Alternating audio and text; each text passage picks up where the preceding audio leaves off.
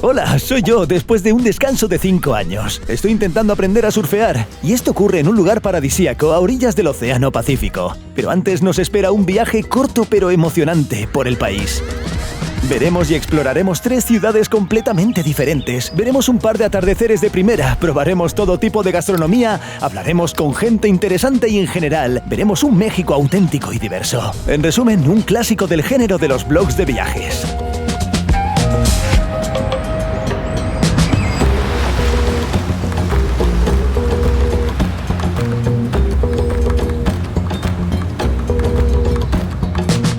Y comenzamos nuestro viaje desde la Ciudad de México. Volamos aquí después de nuestra increíble mini expedición a Guatemala. Y seamos sinceros, llegamos no sin incidentes. Al parecer, el día de nuestra salida de Guatemala, todas las impresoras, tanto las del hotel como las del aeropuerto, se estropearon y no pudimos imprimir nuestra visa electrónica. Y a los mexicanos de la aduana no les gusta mucho mirar los documentos en el teléfono, así que nos llevaron a una sala aparte, donde estaban sentados varios migrantes potencialmente ilegales. Empujaron nuestras cosas, nos obligaron a guardar los teléfonos y a escribir una nota explicativa enorme sobre los motivos de nuestra entrada al país, cuánto dinero llevábamos y a quién conocíamos en México. Sí, así que sí, chicos, si tenéis que volar a México, imprimid todo lo que podáis. Solo les encantan los buenos papeles. Pero comenzaremos con una breve nota histórica sobre la capital de este país. La Ciudad de México se encuentra en un valle de alta montaña en el sitio del antiguo lago de Texcoco. En la isla tras el lago, los aztecas construyeron su capital, Tenochtitlán, en el siglo XIV. Y excavaron todo un sistema de canales para desplazarse por las regiones. Pero ya en el siglo XVI los españoles llegaron aquí y conquistaron la ciudad en 2 intentos.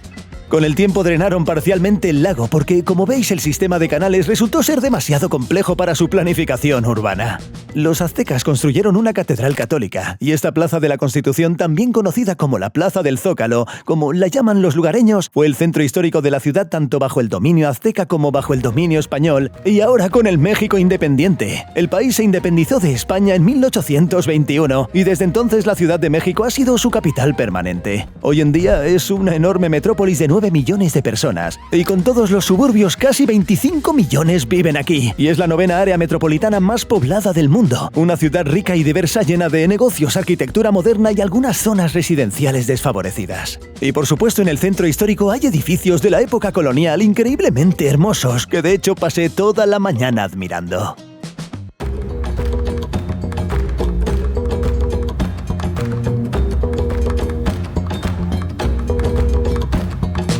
Hay muchas opiniones en Internet que afirman que la Ciudad de México no es la ciudad más segura para los turistas, pero este es un juicio muy subjetivo y relativo. Por ejemplo, si lo comparas con algún pueblito de Suiza, entonces, pues sí, efectivamente, hay zonas a las que es mejor no entrar para un turista con, digamos, cámaras caras. Bueno, emprendí mi rápida marcha forzada de un día por lugares interesantes y espero que seguros en la Ciudad de México. De cara al futuro, todos los lugares que visité ese día en la Ciudad de México eran bastante seguros. Bueno, algunos turistas me miraban raro, y el primero de ellos me esperaba en el parque Xochimilco.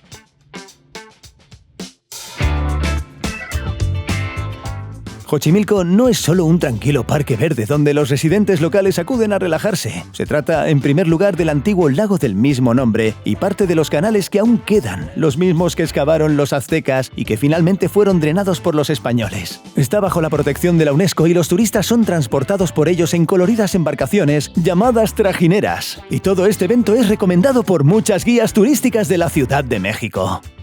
Básicamente, por eso vine aquí. La estación de barco más cercana en el mapa está en el ecoparque local, pero por alguna razón está un poco vacía. Al parecer, mi plan acuático fracasó estrepitosamente. Pero es bueno llevar siempre un dispositivo aéreo para realizar una invasión aérea. ¿Qué puedo decir? No veo nada desde el aire. Si dejamos de lado el contexto histórico azteca, desde arriba parece un campo común y corriente con ríos, huertos y pequeñas islas verdes. Hay una historia bastante escalofriante relacionada con una de ellas. Ahora os pondré música un poco más apropiada y os lo contaré todo. A mediados del siglo XX, un hombre solitario vivía en una de las islas, y el cuerpo de una niña apareció en su isla. Este hecho lo desquició un poco y empezó a cubrir la isla con muñecos para ahuyentar a su espíritu. No sé si ahuyentar espíritus, pero el lugar empezó a parecer muy espeluznante y por lo tanto atraía turistas, y empezaron a traer y colgar sus juguetes, haciendo que la isla pareciera aún más espeluznante. Pero lo más espeluznante de la historia es que en 2001 ese mismo solitario habitante fue encontrado ahogado cerca de esta misma isla. Muchos lugareños creían en algún tipo de maldición, pero no dejaron de atraer multitudes de turistas. Así que este es el lugar más popular de Xochimilco. Pero no pude volar a esta isla en dron, y los canales no me impresionaron desde el aire, por decirlo suavemente. Y la comparación puede ser completamente tonta, pero prefiero los canales de la ciudad Vilkovo, que está en la región de Odesa. Se ven mucho más pintorescos, aunque por supuesto no fueron excavados por los aztecas. Aunque Xochimilco puede parecer más interesante desde el agua, probablemente no recomendaría ir aquí a nadie que venga a la Ciudad de México. Bueno, aquí seguí adelante. El segundo fastidio me esperaba cerca del centro, en la región de Coyoacán. Este no es un barrio de muchos pisos y bien cuidado donde viva la clase media local. En general es bastante aburrido y los turistas se sienten atraídos por un edificio que destaca claramente del resto por su color. Esta casa azul tan agresiva detrás de mí es probablemente uno de los edificios más famosos de toda la Ciudad de México. Esta es la casa museo de la famosa artista mexicana Frida Kahlo. Y a juzgar por la fila en la entrada, y porque todas las entradas para hoy se agotaron ayer en línea, hay mucha gente aquí que quiere entrar a ver su casa. Me recomendaron comprar una entrada para mañana, ahora mismo. Si queda alguna, claro, pero mañana estaré en otro sitio. En general, fue un poco decepcionante. Esta situación definitivamente no ocurría con el museo al que voy ahora, ya que es el museo más grande de México y uno de los más grandes de toda América. El Museo de Antropología de México ocupa hasta 8 hectáreas y es el octavo en superficie del mundo, solo superado por el Louvre y el Hermitage. Y entre los museos antropológicos no tiene igual en el planeta. El museo es simplemente gigantesco, como si hubieran sacado todos los artículos sobre México de Wikipedia y los hubieran impreso en una impresora 3D. Alberga la colección más grande del mundo de artefactos sobre los pueblos indígenas de América. Hay más de 600.000 exhibiciones en 23 salas, desde pueblos antiguos y restos de animales hasta dibujos y piezas completas de ciudades antiguas. Bueno, y parece, como dicen, que nada presagiaba nada, pero en cuanto me dirigí a una de las exhibiciones más famosas, la Piedra del Sol Azteca, que presenté erróneamente como el calendario maya en mi vídeo sobre el estado de Yucatán, el personal de seguridad rápidamente les pidió a todos que se fueran, porque el establecimiento cerraba 2 horas antes debido a la pandemia. Al final del día apetece respirar hondo, subir a un sitio más alto y contemplar la ciudad. Y para ello, por cierto, la Torre Latinoamericana es el lugar perfecto. Este fue el primer rascacielos de México, y cuando se construyó en los años 50 era el segundo en tamaño, solo superado por los rascacielos de Estados Unidos. Ni siquiera Singapur y Dubái habían entrado en el juego. La singularidad de este edificio reside en que es el primer rascacielos de la historia construido en una zona sísmica activa, y a lo largo de su historia ha sobrevivido a 2 terremotos graves cuando los edificios a su alrededor se derrumbaron. Pero este resistió. Para los estándares modernos, la Torre Latinoamericana no es tan alta, en total 180 metros o 45 pisos, pero destaca en la ciudad por ser el único rascacielos en el centro histórico de la Ciudad de México. Vale, pero este edificio no me interesa principalmente como objeto arquitectónico o como patrimonio histórico, sino por supuesto como un lugar de primera clase para capturar timelapses de puestas de sol.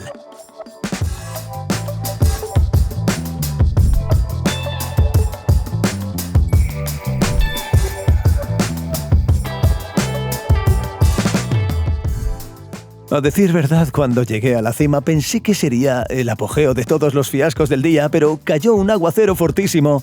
Pero en realidad fue un gran éxito porque primero terminó bastante rápido y segundo disipó la niebla tóxica que suele cubrir la ciudad. Sí, y me permitió ver la Ciudad de México al atardecer, como dicen, con la configuración gráfica al máximo.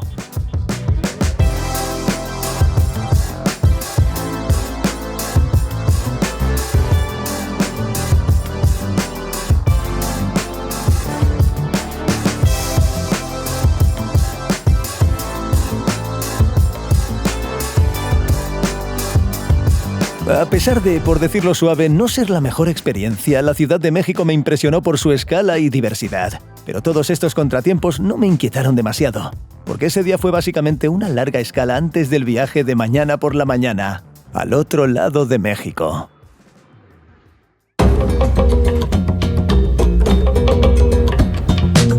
Mientras tanto, ya despegamos de la Ciudad de México y nos dirigimos al estado más meridional del país, Chiapas. Limítrofe con Guatemala, la naturaleza aquí es casi igual de rica. Numerosas selvas verdes, ríos profundos y hermosas cascadas. Este milagro, por ejemplo, es un sistema de cascadas llamado el Chiflón. Su sección más alta alcanza los 120 metros, y es uno de los ejemplos más claros de por qué Chiapas, según los propios mexicanos, al menos eso describen en internet, es el estado más hermoso de todo el país. La zona es bastante verde y montañosa, pero al mismo tiempo, al estar ubicada al sur de la península de Yucatán, el estado no tiene acceso al mar Caribe y por consiguiente no recibe tantos turistas estadounidenses. Rápidamente desde el aeropuerto nos dirigimos a visitarlo, probablemente su principal patrimonio natural, el Cañón del Sumidero. Nos esperaban en un minibús así, y nos dirigimos directamente allí después de comer en un café de carretera. Un café de carretera en mal estado parece muy acogedor. Pequeña cocina, menú del día escrito a mano a precio fijo y por supuesto autoservicio. Sí, te llevas tu plato de fragante comida mexicana y nachos a la mesa, tú solito. Pues hasta ahora, esta comida mexicana en un café de carretera en Chiapas es lo más delicioso que he probado en México. Aquí la carne es bastante picante, pero no demasiado, con frijoles, arroz y plátanos fritos.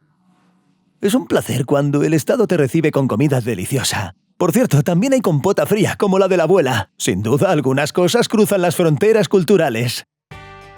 Visitamos Chiapas solo 2 días y definitivamente no tenía sentido alquilar un coche para esta ocasión. Así que reservamos una excursión de un día con conductor y excursiones por el cañón. Pero con esto vino otra entrada de blog que te contaré más adelante.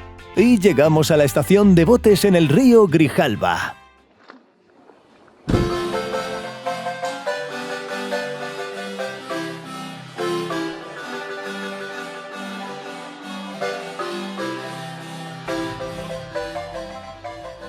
Al salir del modesto muelle en un barco lleno de turistas, no podía imaginar que nos esperaba uno de los espectáculos naturales más épicos que he visto en mi vida. El Cañón del Sumidero comienza con una sección relativamente baja de selva y orillas pantanosas que albergan una gran variedad de animales.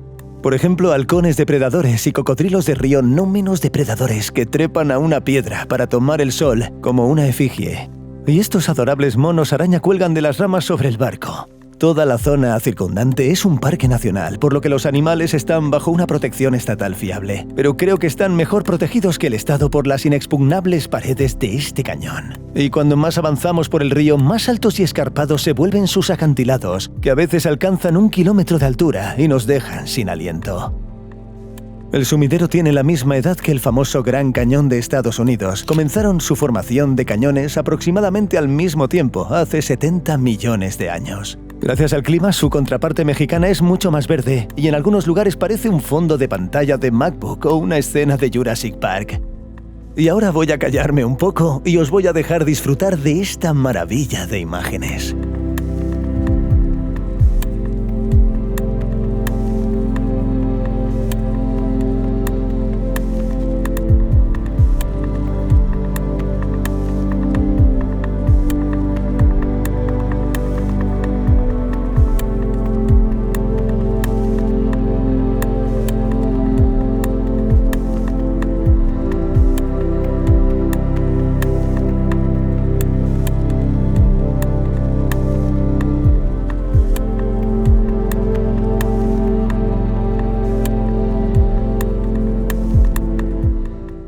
Volvamos a la charla. Es curioso que hasta los años 70 del siglo pasado había mucha menos agua y muchos rápidos empinados, por lo que era imposible navegar tranquilamente en barco.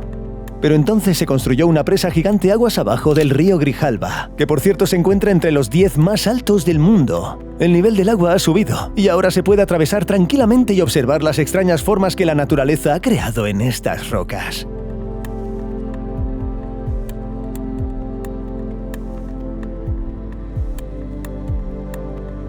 Acabamos de parar en una gruta increíblemente hermosa donde hay una estatua de la Virgen María, pero no entiendo qué es ni por qué está allí.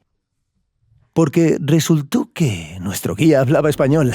En general, este fue el único inconveniente de la excursión. Pagamos de más a propósito para conseguir una guía que hablara inglés, pero al final no entendimos ni una palabra de lo que nos contaron sobre el ecosistema, la naturaleza y las vistas del sumidero.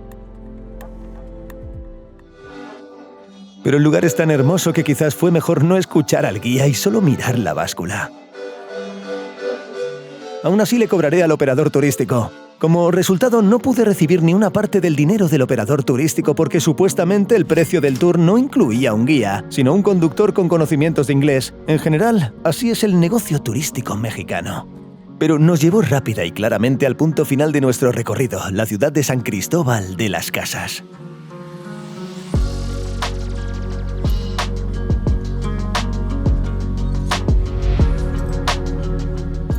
Y de inmediato un poco de información sobre esta ciudad. Aquí en las montañas del estado de Chiapas, a una altitud de 2.200 metros, hubo muchos asentamientos mayas, pero en el siglo XVI los españoles llegaron y construyeron la ciudad de San Cristóbal, que atrae a más turistas cada año. Y sí, esta es otra ciudad colonial en nuestro camino, con edificios y arquitectura similares, pero no es del todo común.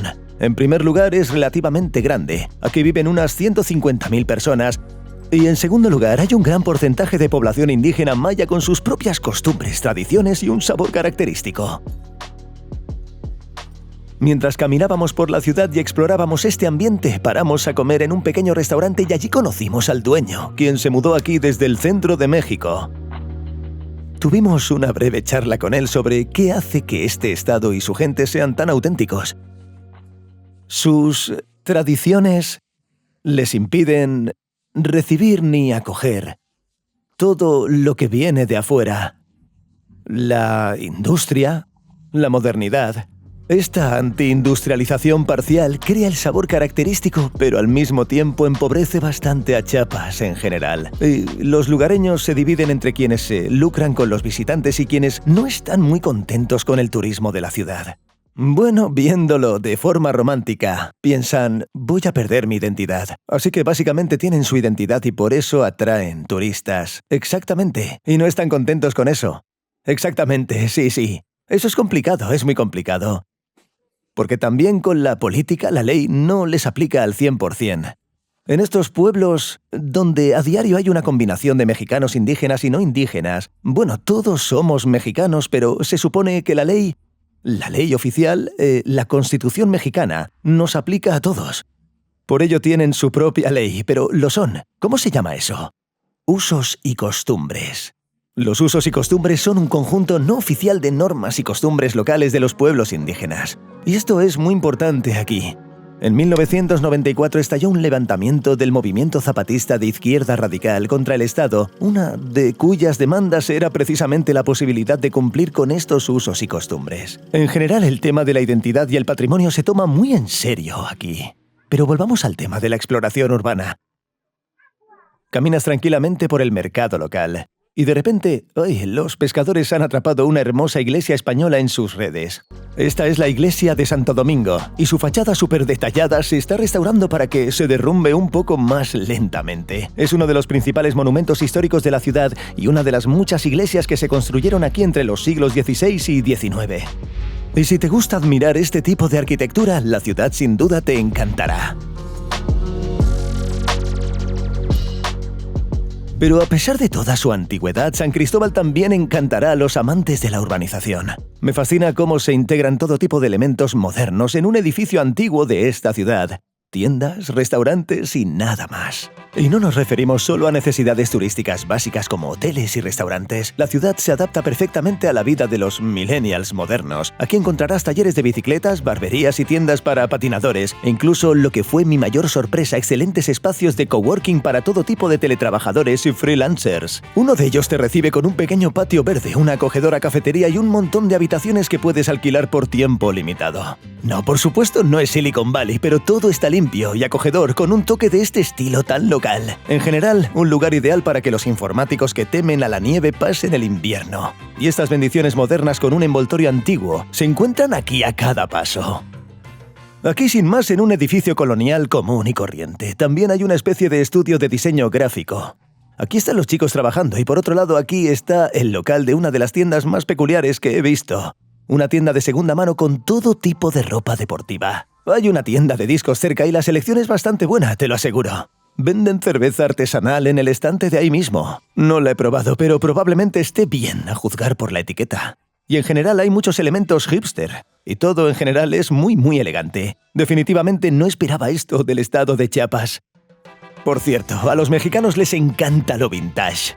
Y no solo se manifiesta en tiendas tan elegantes. Y este maravilloso pueblo probablemente tiene la mayor concentración de escarabajos. O sea, escarabajos Volkswagen. Este es un coche de los mexicanos. Lo conducen casi a todas partes, como nosotros conducimos una especie de Ziguli.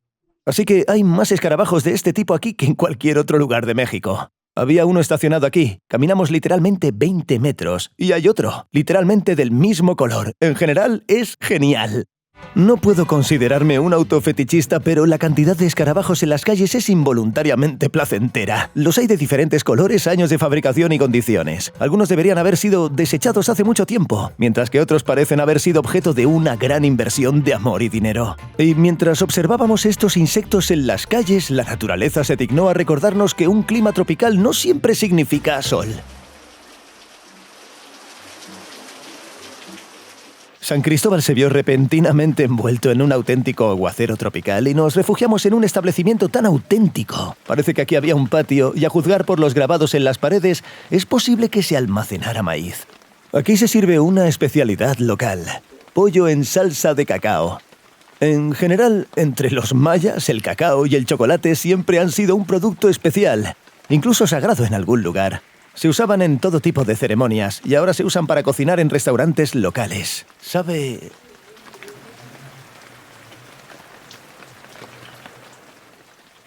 a pollo cocinado en mucho chocolate amargo. En principio es normal, no tan salvaje como esperaba. Con estos músicos que de repente empezaron a tocar, me encontré con una situación puramente mexicana. Así que suelen recibir propina por tocar, pero luego se dieron cuenta de que quería decir unas palabras frente a la cámara y de que se puede cobrar por silencio. Quizá guardaban maíz a juzgar por los adornos. Un momento, por favor. Al parecer, maldita sea, hay adornos en las paredes y pedimos comida local.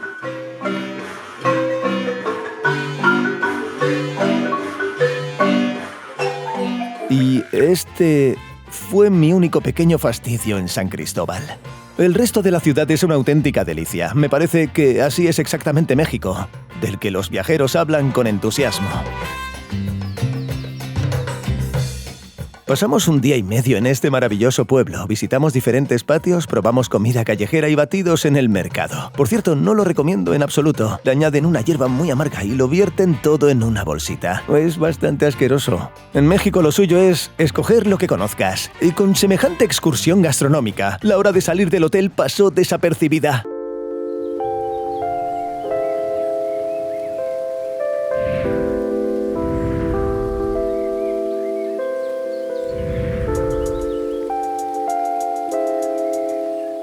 Bueno, para ser sincero, cuando conducíamos hacia aquí estaba un poco deprimido, porque antes habíamos pasado 2 días viajando en avión y en coche, y pensaba en cosas como en cada parte de nuestro viaje parábamos en alguna ciudad colonial. En Yucatán fue Valladolid, en Guatemala fue Antigua. ¿Y qué veremos aquí de nuevo? ¿Por qué venimos? Pero cuando llegué me gustó mucho, por ejemplo, este hotel donde nos alojamos. Tiene muchísimos detalles, y al mismo tiempo no hay nada antiguo que haga que la estancia sea incómoda. Y por supuesto, lo que siempre me cautiva de los hoteles son sus azoteas. El acceso a la terraza de la azotea fue una despedida perfecta. Antes de salir, pero no me arrepiento de irnos, porque nos dirigimos hacia el Océano Pacífico.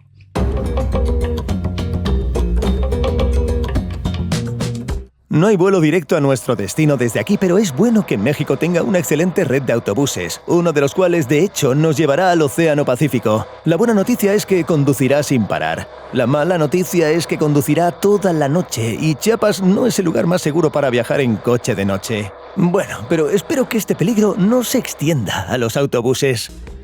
Un autobús nocturno que tarda 11 horas cuesta casi $50 e incluye solo las comodidades básicas. Un pequeño televisor con películas en español, un baño y la oportunidad de recostarse un poco y al menos echarse una siesta. Ya si a tu lado tienes la altura promedio de un mexicano.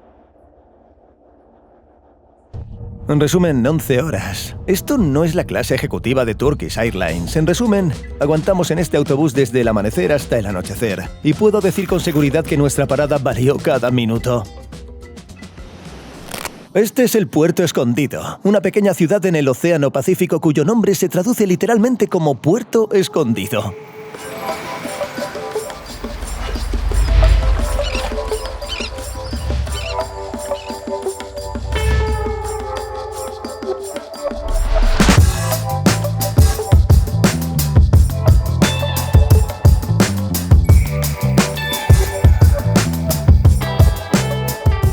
La historia de esta ciudad recuerda vagamente a Cancún. Durante mucho tiempo no hubo asentamientos debido a la dificultad de acceso por tierra.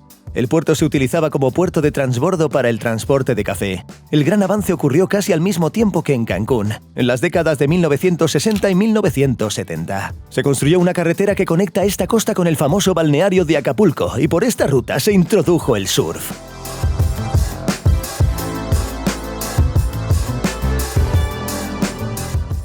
Aquí se encuentra la famosa playa Cicatela, que gracias a sus grandes olas, que a veces alcanzan los 20 metros, se encuentra constantemente entre los mejores lugares del mundo y alberga competiciones del más alto nivel.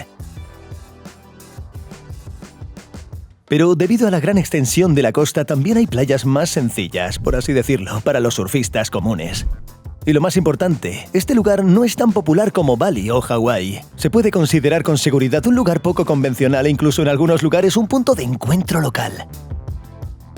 Y a diferencia de Cancún, que ha crecido hasta alcanzar 1 millón de habitantes gracias a la financiación del gobierno y a la afluencia de bañistas, solo unas 50.000 personas viven aquí de forma permanente. Y Puerto Escondido se está desarrollando muy rápido. La ciudad aún no está muy densamente urbanizada, hay muchos espacios verdes como este, cercados con alambre de púas. Dicen que esto es propiedad privada, algún día construiremos algo, y debido a esto se ve muy aireado y espacioso. Pocos se atreven a invertir en enormes hoteles de hormigón. A primera vista hay un par de edificios de 5 plantas y nada más. Al parecer aquí no hay mucha demanda de terrenos, así que a 10 metros de la playa se pueden encontrar cobertizos como este. Pero para los viajeros hay una gran variedad de alojamientos para todos los bolsillos, desde habitaciones muy económicas que se pueden alquilar a locales hasta villas privadas con techos de paja y unas vistas espectaculares del atardecer. Sí, después hablamos del atardecer. Elegimos el Aritmético Promedio, uno de los pequeños hoteles que también cuenta con una escuela de surf. Sí, y mirad el ambiente tan agradable que os espera. En la entrada os reciben inmediatamente con el tablero de todos los servicios, precios y una lista de huéspedes por habitación escritos con tiza. Más adelante hay una ducha exterior y aparcamiento para tablas. En la segunda planta se encuentran las habitaciones. Es una acogedora cocina y comedor compartidos y una maravillosa zona de recreo. Hay un par de habitaciones más bajo el tejado y la guinda del pastel. En el ático se encuentra una impresionante sala de yoga. En resumen, todo lo necesario para disfrutar de una estancia agradable cerca del mar. Encontré esta escuela de surf y hotel a la vez gracias a las reseñas de internet. Y este lugar irradia la atmósfera de una comunidad positiva de personas que han venido de todo el mundo con un único propósito: aprender a surfear en las olas del Océano Pacífico. Quería compartir un poco más de mis impresiones sobre todo este hike tropical. Incluso el simple hecho de estar en este lugar de surf con todos los demás me hizo sentir como en casa. Y quiero creer que todo esto se hizo no solo para ganar dinero, sino también para cultivar todo este movimiento oceánico. Y probablemente lo logren. Porque todos los huéspedes, sin importar su género, edad o nacionalidad, son principalmente surfistas. El dueño de esta maravillosa pegatina de trofeo en un termo es Mauricio, el director de la escuela. Se mudó aquí desde Yucatán y al parecer nunca se ha arrepentido. Tuve mucha suerte de surfear mucho durante la cuarentena sin gente en el agua, pero me excedí un poco y me lesioné bastante, pero nada grave. Solo me tomé un descanso para... ¿Y qué haces aquí? ¿Cuándo no surfeas? Salimos mucho de fiesta, comemos muy bien y vemos vídeos de surf. Sí. Y también uno de mis hobbies, una de las cosas que más me gusta en la vida es la fotografía de surf. Tuve la oportunidad de pasar horas y horas en Cicatel, la mejor playa del mundo. Fotografiando gente increíble, olas increíbles y sí. Así que lo disfrutaste mucho. Sí, me encanta. Sí, la fotografía de surf es definitivamente lo mío. ¿De qué países viene más gente? Tenemos gente de toda Europa. Hay muchos alemanes, muchos franceses y desde enero, muchos ucranianos, muchísimos. Oye, ¿y quiénes son las mejores surfistas? Las mejores surfistas son sin duda ucranianas. Son excelentes surfistas. Para desvelaros completamente el ambiente, permitidme mostraros un día típico en Puerto Escondido. Te levantas temprano, te preparas un desayuno saludable de surfista y te aseguras de viajar en un vehículo elegante, una motocicleta o al menos una camioneta. Zarpas con otros estudiantes e instructores hacia una playa apta para entrenar. Una clase individual con instructor cuesta alrededor de $30 y en mi opinión es muy económica porque pasarán un par de horas contigo en el agua. Mi instructor se llama Iván, el más experimentado de nuestra escuela. Antes de ser instructor, trabajó como salvavidas en estas playas, así que comenzó a enseñarme los consejos con gran detalle y paso a paso. En primer lugar, aprender a nadar correctamente para entrar en la alineación. Este es el lugar donde todos los surfistas se sientan a esperar su ola.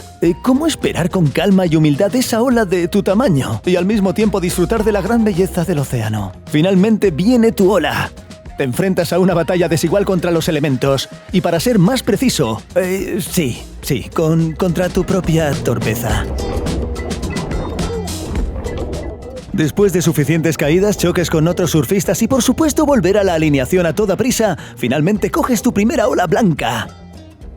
Se llama blanca porque ya está descompuesta y es principalmente espuma, lo que facilita mucho surfearla.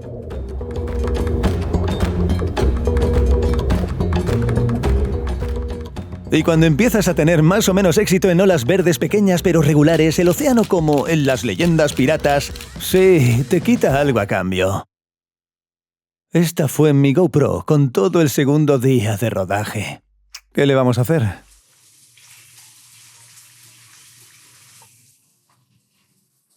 Al llegar a casa te esperan un montón de tareas diarias y mucho tiempo libre, que sería mejor aprovechar en todo tipo de ejercicios para salir a la batalla contra el océano mañana, con un poco más de fuerza.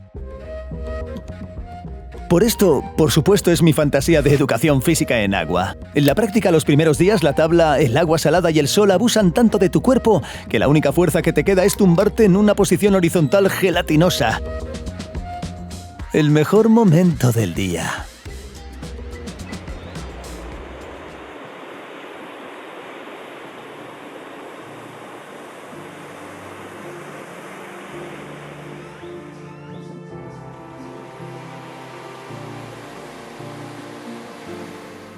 Creo que no tiene sentido usar epítetos para convencerte de que una puesta de sol en el océano es de primera. La gente vuelve a acudir en masa a la playa para pasear a sus animales y por supuesto para terminar de surfear lo que no terminaron por la mañana.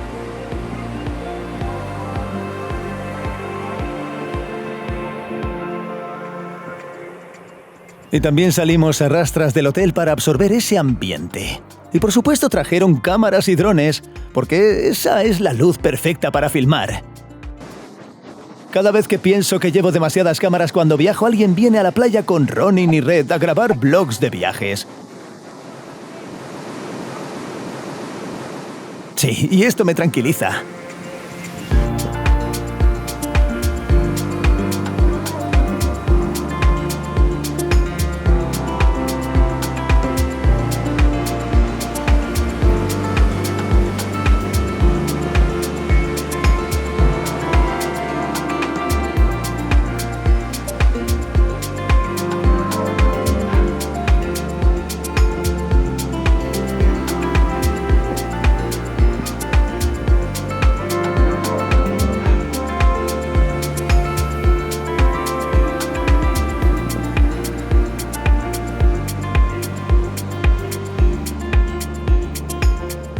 Sí, aquí es donde empiezo a entender a Mauricio. e incluso el simple hecho de ver y filmar las olas fue muy divertido.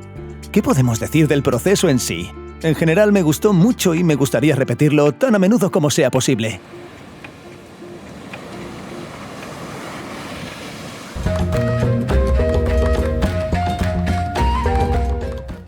Con la llegada de la noche y sobre todo del fresco, la fiesta nocturna en la ciudad se intensifica y las calles se llenan un poco más. En varios de estos establecimientos incluso pueden verse largas filas para entrar. Puedes pasear tranquilamente por diferentes bares y restaurantes y, por supuesto, prueba la comida callejera, barata y deliciosa. Este burrito gigante de pescado con queso es mi favorito. Probablemente sea lo más delicioso que he probado en México.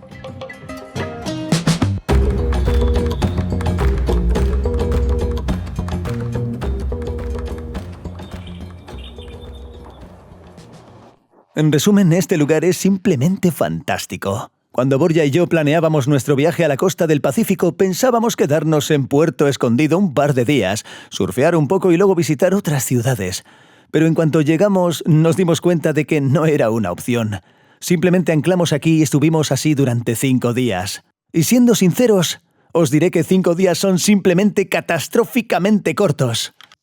No, aquí hay que estar por lo menos un par de semanas o preferiblemente un par de meses. Y en este contexto me gustaría decir algunas palabras sobre la gente de México con la que interactuamos y sobre las cualidades que quienes vengan a este país probablemente encontrarán.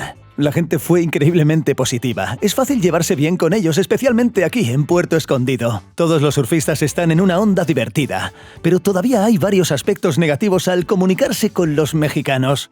La primera es la pereza y la relajación en general. La pereza mexicana incluso tiene su propio término. Se llama mañana. Literalmente significa mañana. Es decir, hoy no, mañana. Un ejemplo claro de mañana es, por ejemplo, aquí mismo, en Puerto Escondido, cuando Mauricio metió la pata al programarnos una clase uno de los días. Y tuve que resolverlo en el acto, pero él quedó tranquilo. A veces simplemente se va con una nota positiva. No peleas, tratas el momento con normalidad, pero a veces estas cosas te enfurecen un poco. Vale, hay que estar preparado para esto. El segundo punto es que si una persona está relacionada con la industria turística, tendrá un deseo excesivo de ganar más dinero, propinas o simplemente de hacer trampa. Otro ejemplo sorprendente fue aquí mismo, en Puerto Escondido. Hay una laguna donde, por la noche, el plancton local brilla y crea una ilusión de un cielo estrellado justo en el lago en el que te encuentras. Naturalmente, cuando nos enteramos, fuimos inmediatamente a hacer una excursión nocturna. Condujimos 1 hora en coche, otros 45 minutos en barco, solo para descubrir justo en medio del lago que, chicos, en realidad es luna nueva. La luz es demasiado brillante y por lo tanto no veréis nada. Puedes nadar hasta la tienda de campaña e intentar mover las manos. Quizá veas algún tipo de plancton. Esta no es exactamente la experiencia que esperabas cuando pagaste por ella. Donamos unos $25, una cantidad no muy grande, pero lamentamos más la noche perdida. En mi opinión, este no es enfoque adecuado para el sector turístico. Esta aventura de casi un mes me encantó. Viajamos desde el caro y superturístico Cancún hasta el conmovedor Puerto Escondido. Contemplamos el estado de Chiapas y vimos la gigantesca Ciudad de México con su increíble escala y diversidad. Claro, Guatemala es un punto aparte. Esto no es México, pero sigue siendo parte de este viaje. Probablemente fue lo que más me impresionó. Estos volcanes, el lago, una belleza increíble. Sin duda, impresionante. De acuerdo, gracias por vernos, gracias por ver este vídeo y todos los que voy publicando y subiendo, no sé exactamente cuántos habrá, hay varios, y seguramente seguirán habiendo. Fui a empacar mis cosas porque este es uno de mis últimos días en México y como siempre nos vemos en el próximo vídeo.